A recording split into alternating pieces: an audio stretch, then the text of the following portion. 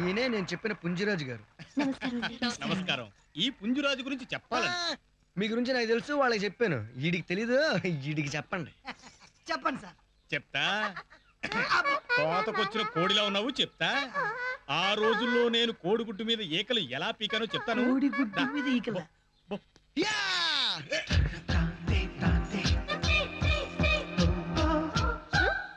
ఏంటమ్మా అలా పందుల్లో కోడి పుంజుల్లా మీరు ఒకరినొకరు అలా కసిగా చూసుకుంటున్నారు?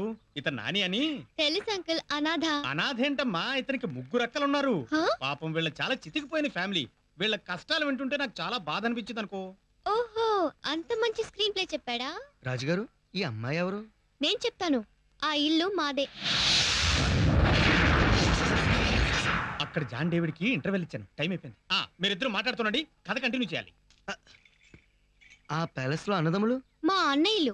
అసలు ఎందుకు వచ్చావు ఇక్కడికి? ఎందుకు వచ్చావు? నీకు జడవేయడానికి. నీ సంగతి అసలు నన్ను చిన్ననయ్య, పెద్దనయ్య, దొడ్డనయ్య.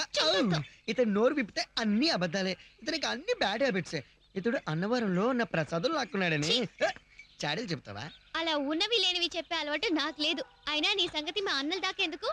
నేనే తేల్చేస్తాను. అంత దమ్ము నాకుంది. నీ గురించి వాళ్ళకు ఒక్క ముక్క కూడా చెప్పను. అదే నాకు కావాల్సింది.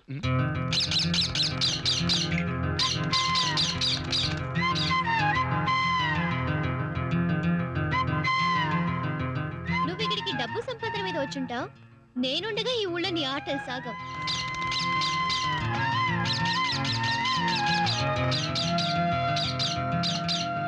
మనం ఏదైనా పని మొదలు పెడితే అది మధ్యలో వదిలేసే సమస్య లేదు.